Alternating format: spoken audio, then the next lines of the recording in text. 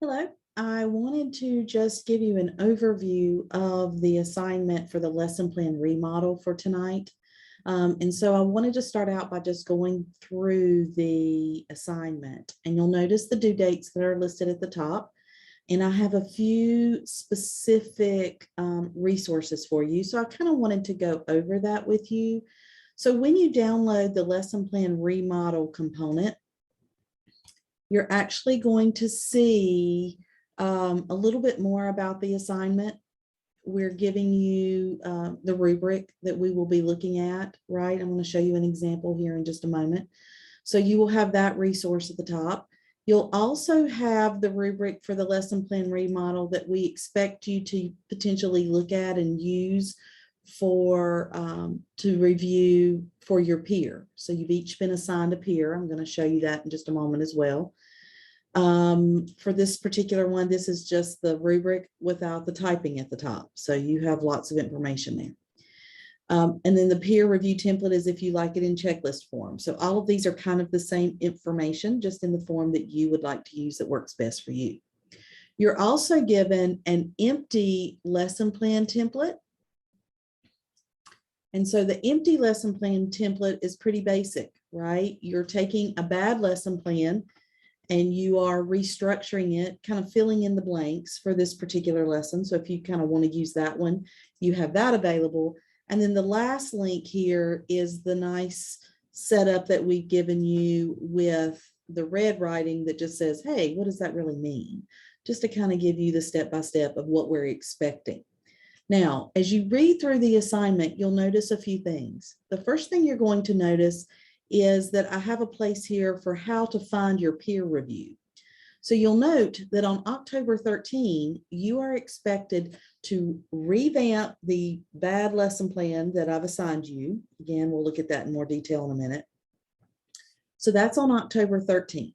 When you submit that into Canvas, it should automatically go to your peer reviewer. So what I've done is kind of assigned you and your peer the same lesson plan, so you can kind of see what someone else's take was on that as well. So as you're reviewing theirs, you've kind of already familiar with the bad lesson plan, right? And I'm going to show you what that looks like here in just a moment. So to find your peer lesson, once that after October 13th, remember, this is one of those assignments that I can't accept late because everyone is going to kind of be depending on their peer to have everything in on time. So since you and your classmates are working together, that's important to make sure you have that on time this time. So when you submit that, when you click on how to find your peer review, again, if you download it, you'll see it comes up. So you'll click on assignments. It's just a step-by-step to really walk you through that process, right? Click on assignments, click on the lesson plan remodel assignment, look for anonymous user in the navigation area, and then assigned user. So you'll see that over here to the far right. So once you open the assignment, it should appear over here on the right. I've given you kind of a screenshot there. I had a student help me because I can't see that from my view.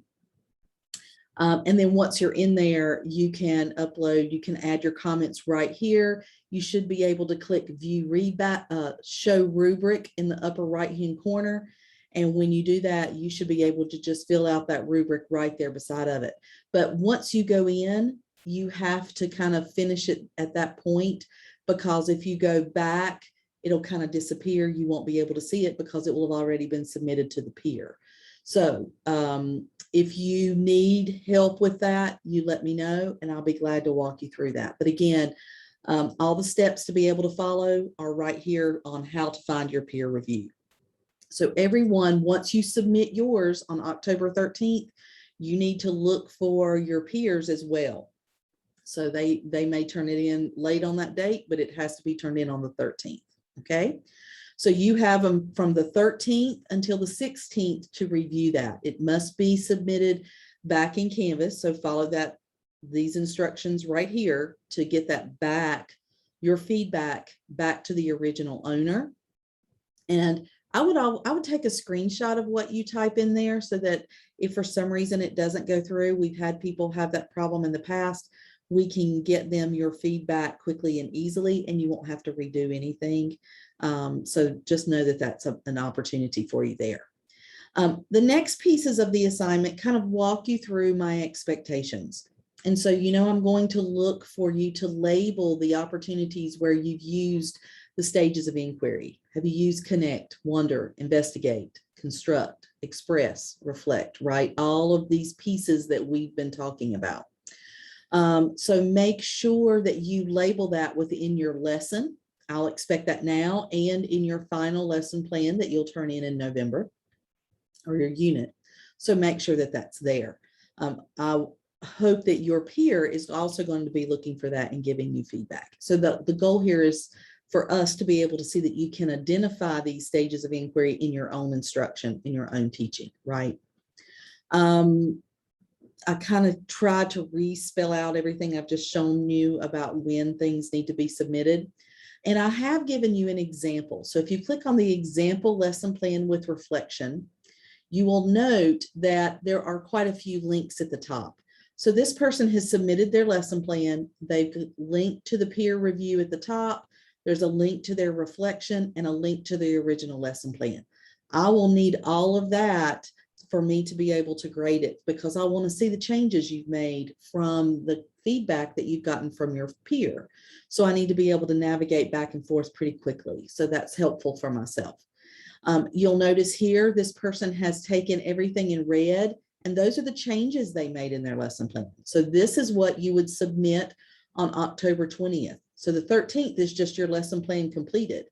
But on the 20th, I expect you to send in your revised lesson plan. What changes did you make due to the reflection of your peer, right? You notice what's in red here, they've added, right? It might just be language. It might be a little more detail. The other thing you'll notice here is they've taken, and where they use connect, it's highlighted in a different color, and it is labeled within their lesson plan. So this person used in connect and investigate. I would think in a good lesson plan, you should have at least 2 to 3 stages of inquiry in any good lesson plan. You'll also notice that in this particular lesson plan, this that they've reconstructed, this learning activity area, they haven't done that where to. If we look at the template, the where to component is down here, but that's just kind of to help you understand what you need to include in the learning activity component, not to spell it out and fill that out. You should put that down in the way that you feel is easiest to follow for you to construct that day, right? Many of you have been classroom teachers before. How would you kind of put your learning activities together? Note here in the middle, I'm going to be looking for your assessment evidence. Those formative and summative assessments should be listed here. What are you going to do? Remember, in this lesson plan, you don't have to actually create them. But when it comes time for your final lesson plan, I will expect if you create a Quizlet, I want that hyperlinked out so I can go to your Quizlet, or if it's a screenshot, if you're doing something in a Google Classroom that only people in your district have access to, then take a screenshot of it so that you can connect it. In your final lesson plan, if you put a Kahoot as a formative assessment, I'll expect the Kahoot to be created. For this lesson plan, I don't. This is just your remodel. It shouldn't take you near as long.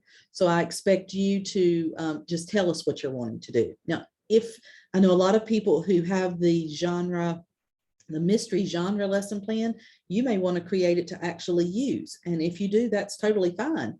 But you still, for my purposes and purposes of this class, do not need to submit examples of what you would have created, right? This is your ideas on paper of how your lesson plan should look.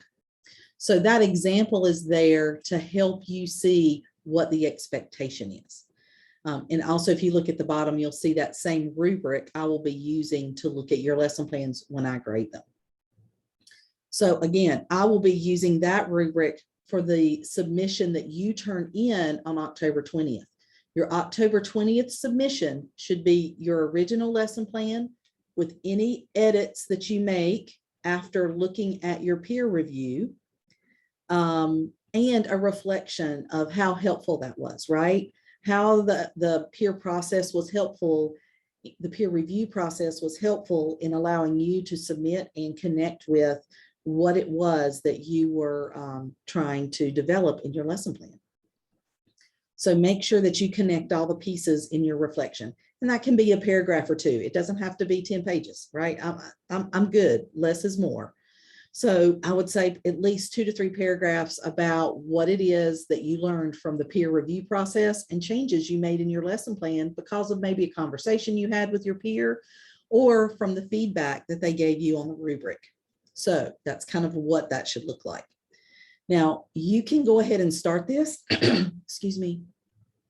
And you'll notice at the bottom, it says find the list of the assigned lesson plan to remodel here. So when you click there, it will populate. If I were you, I would open it with Google Sheets. And you will see your name beside of your lesson plan. So when you click and open that lesson plan, you're going to see that it's pretty bad, right? This particular one is a location skills lesson plan that Perry has assigned for grades 1 and 2. Now, several of you have the same lesson plan, but it's really basic, right? You can take what they have. You only have to choose one grade level if you want. You don't have to do it for both. Really focus in on how you could use this. Look at their goal. That would probably be their objective, right? What are the standards and objectives you want to follow? That would kind of be something you would need to reword your essential question to fit. And then put together your lesson plan using the template that we gave you to be able to complete. So you will be able to identify the essential question, the big understandings, the student objectives, the assessment and evidence that's connected here, and reconstruct those learning activities. You can use some of what's there if it's good, but I have a feeling you guys are so creative, you'll find quite a few things to change on your own.